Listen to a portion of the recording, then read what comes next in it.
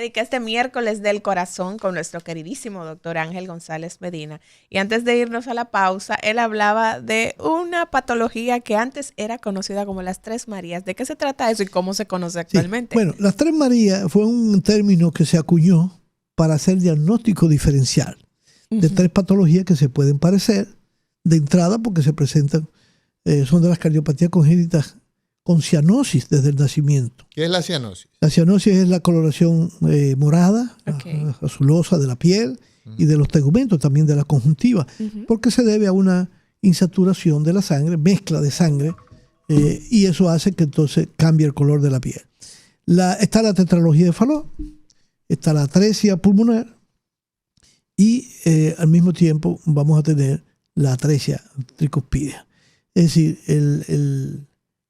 la transposición de los grandes vasos, porque también los vasos pueden estar transpuestos.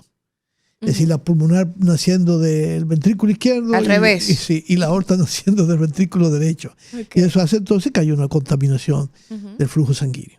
Y eso ya en términos médicos nosotros lo usábamos mucho para hacer nuestros diagnósticos diferenciales desde el punto de vista clínico, con una radiografía nada más y con la evidencia que teníamos del examen físico. Por supuesto, hablamos de la persistencia del conducto arterioso, que aquí, por ejemplo, no es una patología que la vemos todos los días, pero puede aparecer. El que va a México sabe que se encuentra con muchos casos de persistencia del conducto arterioso, sobre todo en la Ciudad de México, que está a una altura bastante elevada. Y la persistencia es la patología más frecuente allí. O, por supuesto, de las más frecuentes en otros países están la comunicación interventricular, que son la comunicación entre los dos ventrículos. Está la comunicación interauricular, que también es bastante frecuente. Inclusive algunas de estas patologías no se manifiestan porque no son tan severas. ¿Y de dónde a dónde normalmente se produce la comunicación, doctor? ¿Del derecho a la izquierda? No, del izquierdo al derecho, porque el izquierdo es que maneja mayor presión, mientras que el ventrículo derecho lo que maneja es más volumen. El ventrículo izquierdo maneja más presión porque tiene que enviar sangre a todo el territorio del organismo. Entonces la comunicación es como cuando tú tienes agua en un sitio y va a pasar hacia donde no hay agua, si hay una abertura. Entonces, obviamente, esto produce una sobrecarga de volumen en el pulmón, tanto de la comunicación interventricular como la interauricular, y esto va a provocar un aumento del flujo a nivel pulmonar, que una de las primeras manifestaciones tanto de la persistencia del conducto arterioso, que es una comunicación también entre la aorta y la pulmonar, es decir, que aumenta el flujo hacia los pulmones. Eso hace que los niños, una de las manifestaciones más frecuentes es procesos catarrales, porque hay un hiperflujo pulmonar, entonces son propensos a desarrollar infecciones de las vías respiratorias. Y desde temprano, si uno observa eso, uno debe pensar. Una gripe que no se le sana a ese pequeñito. Y ahí además, hay que evaluar. Dependiendo de la severidad, pueden ser las manifestaciones clínicas. Mira, la cianosis. Pues ya uno sabe que tiene una cardiopatía compleja. Sí. Doctor, una pregunta. Importante. Una pregunta, doctor. Nosotros insistimos mucho en la necesidad de que se haga atención con las personas que aún no están enfermas, la famosa atención primaria, que nosotros recibamos a la gente, que los evaluemos, en fin. Una mujer que está embarazada debe hacerse sonografías al inicio del embarazo y a lo largo del embarazo. Es un estudio que no tiene ningún tipo de riesgo. En fin, se puede por medio de la sonografía convencional, esa sonografía sin ningún periquito, hacer identificaciones de enfermedades de este tipo. Sí, se usa más el eco, pero es lo mismo, porque el eco es ultrasonido y la sonografía es ultrasonido. Y se usa también, ¿verdad?, la técnica Doppler, sobre todo si tú encuentras arritmias en ese niño, entonces puedes pedir un eco fetal. Sí. Y entonces en ese eco tú vas a ver el corazón, tú puedes ver anomalías, puedes ver defectos, eso entre las 18 y 22 semanas. Claro, la sonografía, sabemos, como tú habías dicho, que se hace al principio, dependiendo cómo vaya el embarazo, a mitad de embarazo o a final del embarazo, para ver si hay alguna otro tipo de anomalía que no necesariamente tiene que ser cardíaca. No, o sea, todo a nivel craneal. Ese control, exacto, claro. Inclusive, muchos de los pacientes que tienen defectos cardíacos también pueden tener otros defectos anatómicos que acompañan esa patología. Y lo más importante en esto es cuando hay, ¿verdad?, factores que pueden condicionar. Número 1, infecciones como la rubeola, que es una infección viral. La rubeola puede causar, la rubeola específicamente, causar comunicación interventricular, puede tener una persistencia al conducto arterioso o puede desarrollar una estenosis pulmonar.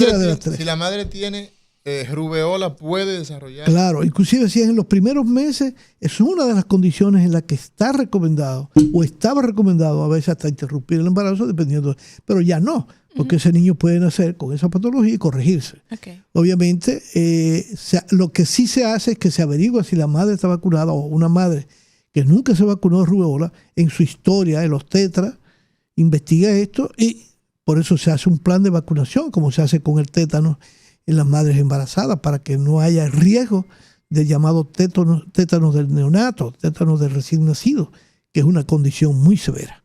Y por eso hay que vacunar a la madre para que entonces pasen los anticuerpos al niño y no haya ese riesgo de desarrollar un tétanos al nacer.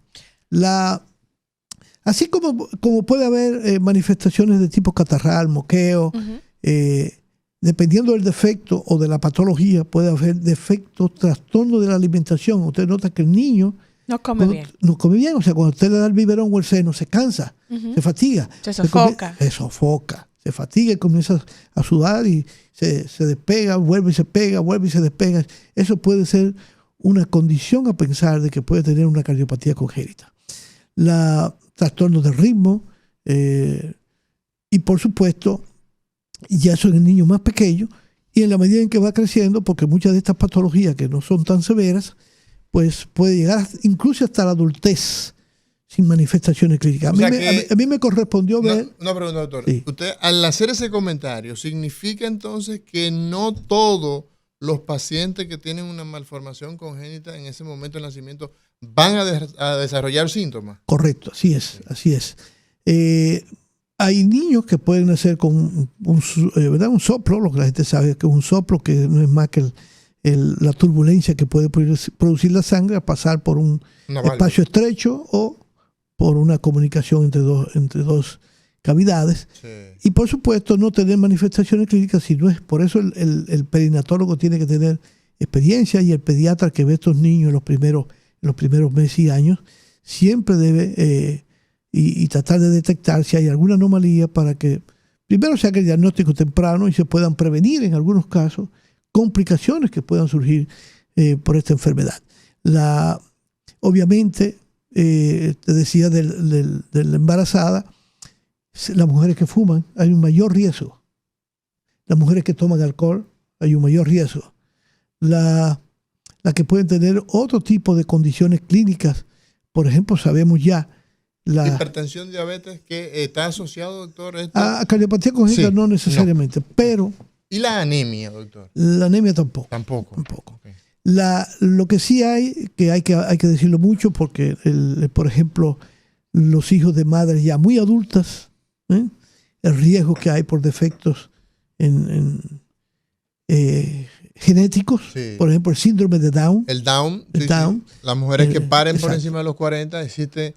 Cuando estudiábamos medicina, esa era, la literatura lo planteaba de forma muy categórica. Decía, es un riesgo muy alto de trisomía, o sea, trisomía 21. Exacto. Hay otras trisomías que también, como la que produce el síndrome de Turner. El síndrome de Turner generalmente viene con una estenosis aórtica o supravalvular aórtica. Sí. Entonces, estas cosas hay que tomarlas muy en cuenta. Condiciones ambientales pudieran condicionar que se desarrolle algún defecto congénito del corazón. Y muchas de ellas, como dije, son benignas y dependiendo de la severidad. Por ejemplo, hay persistencia del conducto arterioso.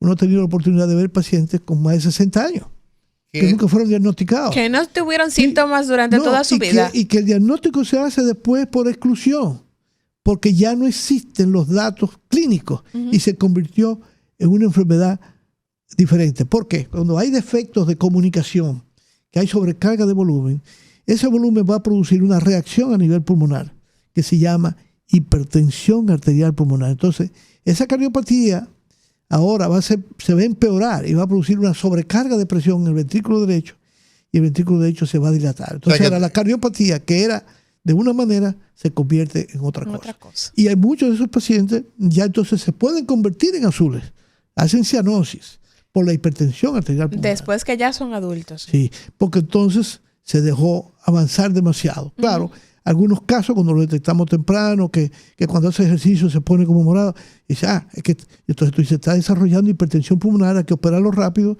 Incluso el último caso que tuve así fue un jovencito de 21 años que lo tenían precisamente en uno de los hospitales de la capital. Me llamaron porque la madre trabajaba en una institución y me conocían que lo tenían, se estaba planteando una endocarditis. El muchacho dijo, no es endocarditis. Incluso a él él debía operarse antes porque había un estudio donde se demostraba que ya tenía hipertensión pulmonar y ya estaba poniéndose un poquito azul cuando hacía ejercicio. Entonces le hicimos, ¿verdad? Se trató con un medicamento para tratar de reducir la hipertensión pulmonar y se pudo lograr y anda por ahí ya hace varios años de eso. Yo creo que hace 20 años de eso ya. Doctor, una pregunta. Cuando tenemos una persona que va a iniciar un esquema de entrenamiento, va a hacer actividad física vigorosa, va a ir al gimnasio, va a empezar a entrenar para un maratón, va a empezar a correr, en fin. ¿Se recomienda la evaluación por el cardiólogo y por qué específicamente? Sí, eso es muy importante porque por lo mismo que estuvimos hablando, la presencia de alguna cardiopatía congénita que pudiera impactar en la vida de ese deportista. Y no solamente impactar, hay condiciones genéticas que no se reflejan con un soplo ni con nada de eso, que son alteraciones genéticas que provocan arritmias malignas. ¿Qué son las arritmias? Las arritmias son un trastorno del ritmo cardíaco que es un ritmo regular. El corazón tiene unos latidos regulares. Sí. Obviamente, cuando se sale de ese ritmo, pues ya entramos en una arritmia o disritmia, como sería el nombre correcto. Sí. Pero no todas las disritmias son malignas. Hay una condición que se llama síndrome de Brugada, que es una anomalía, una mutación genética que predispone a la muerte súbita, que cuando se detecta se trata de resolver, obviamente, y con dispositivos para evitar que esa arritmia provoque una muerte. Muchas personas que no son evaluados por las condiciones de accesibilidad, de no accesibilidad al médico y no tener una evaluación rigurosa, pues no sabe que tiene una patología.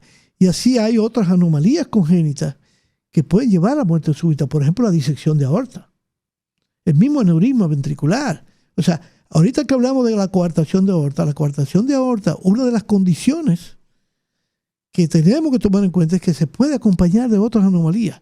Y una de esas anomalías es aneurisma, dije aneurisma ventricular, sino aneurisma cerebral, el término correcto. Y entonces tú lo operas de la coartación de aorta, pero el paciente se te puede morir porque no buscaste el aneurisma que había a nivel cerebral. U otras anomalías que pueden haber asociadas a esa patología. Sí, de hecho, en el capítulo de las malformaciones congénitas, tanto en el sistema nervioso, que es lo que a mí me ocupa, como en el caso del sistema cardiovascular, vamos a encontrar que no hay la exclusividad de una entidad, sino que muchas veces encontramos con un paciente que nace, por ejemplo, doctor, con un meningocele, una bolsa de agua prácticamente en la espalda, una pelota llena de agua, así se ve cuando es la impresión que da. Pues ocurre que muchos de estos pacientes también padecen de otras condiciones como hidrocefalia, como síndromes cerebrales diversos. Entonces, así también ocurre a nivel del corazón. Correcto. Bien.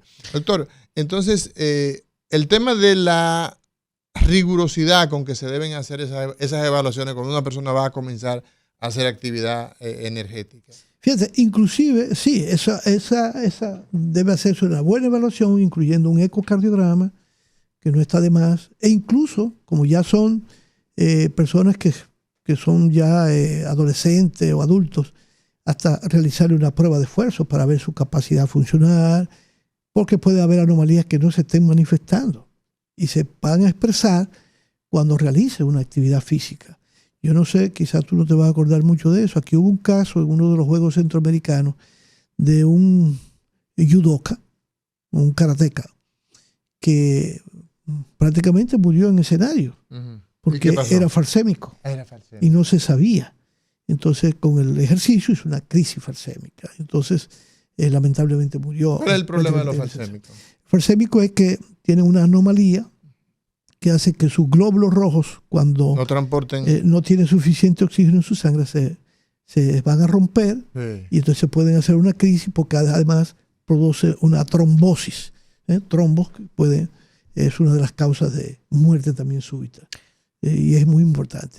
Fíjate que hay, por ejemplo, eso debe hacerse de manera rigurosa. Debe ser una norma en todos los deportes. Y sobre todo, todos debemos hacer una evaluación cardiovascular. No importa, aunque no tengamos ningún tipo de enfermedad. Porque, por ejemplo, el prolapso valvular mitral, muchas veces, a menos que tú sientas una palpitación y vas y te chequees, pero muchas veces es un hallazgo fortuito. Sí. O, por ejemplo, un foramen oval, lo que hablamos el día pasado. Sí. Y a veces los pacientes te pueden llegar porque se le torció la boca, hizo una parálisis, pero que era una parálisis de origen cerebral, o hizo un ACV, y fue porque un trombo se fue por donde estaba el foramen. Entonces, eso es muy importante, y tener la agudeza de cuando uno evalúa a los pacientes, buscar.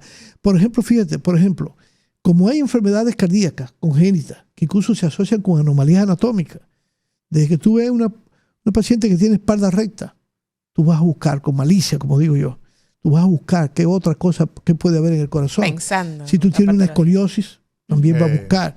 Si tú ves, por ejemplo, otros defectos como defectos incluso que son musculoesqueléticos, que se asocian con eso, inclusive neurológicos, que tú dices, esta patología se asocia con patología cardíaca. Por ejemplo, un paciente que tenga neurofibromatosis, la enfermedad de von Wrightenhausen, que son esas. Aunque hay otras neurofibromatosis. Claro. Y entonces, pero son esos pacientes que tienen que tienen una cantidad de lesiones, de bolitas en el cuerpo. En todo el cuerpo, en la cara, Sí. en la espalda, en los brazos. Entonces, esas enfermedades también se acompañan de otras. Si tú ves un niño, no todos los Down vienen con defecto cardíaco. Sí. Pero si tú ves un Down, tienes que ir a buscar. Porque si tú ves un síndrome de Turner, que son se ven más frecuentes en la mujer, tienen el cuello como alado, como triangular. Como si fuesen y claro, se ven, nacen con trastornos mentales, y con otras discapacidades. Entonces, eso te llama la atención. Un paciente que tenga el puente de la nariz hundido te puede hacer pensar que puede tener una estenosis supravalvular aórtica, que es rarísima. El tema, por el ejemplo, famoso doctor, síndrome de Williams. El tema, doctor, de los dedos. Hay personas que tienen los dedos bien dilatados, los famosos dedos palillo de tambor, ¿no? Sí. Esa característica de personas que tienen los dedos así, se notan, tienen los dedos bien, las uñas bien anchas. La uña en esfera de reloj. Exacto. Entonces, esas características anatómicas sugieren también malformaciones congénitas. No siempre, hay algunos pacientes que pueden ser con esto, pero sí, sobre todo condicionado por la hipertensión arterial pulmonar, por el aumento de la presión dentro del circuito vascular pulmonar, cuando hay defectos también, ¿verdad?, de comunicación. Y muy importante lo que yo te decía, por ejemplo, hay pacientes, por ejemplo, el síndrome de Marfan. Sí, que son pacientes. ¿En qué consiste? Sí, es un síndrome también que se caracteriza porque son pacientes que son altos, con los brazos largos, con el tórax es corto, tienen piernas largas, los brazos largos, las manos llegan a la rodilla. Pero hay lo que se llama también el Marfan frustro. O sea, no es el característico, pero que tú ves que es un paciente, pues, me parece un Marfan, porque ese tamaño. ¿Qué característica? Antes de irnos a una pausa, ¿qué característica cardíaca? La mandíbula es chiquita, lo que se llama micronaptia. Se ven como, ¿y en el corazón qué aparecen en ellos? Una de las cosas que más aparece es prolapso de la válvula mitral. Y estos pacientes, como tienen un defecto del tejido que forma las arterias, también pueden hacer disección de aorta, tienen un problema del lente ocular, hacen neumotora con mucha frecuencia, Es decir, son condiciones que te llevan a buscar en ese paciente porque tú dices, bueno, este tiene un defecto, vamos a ver qué hay. Vamos a ver qué más hay. Y entonces en el corazón, pues tenemos que muchas de esas condiciones genéticas, esos síndromes por alteraciones genéticas, entonces van a traer también afecciones cardíacas. Señores, hoy conversamos con el doctor Ángel González Medina, tema interesante, mirando a características fenotípicas, características con las que venimos, pues también podemos sospechar que hay afecciones en el corazón.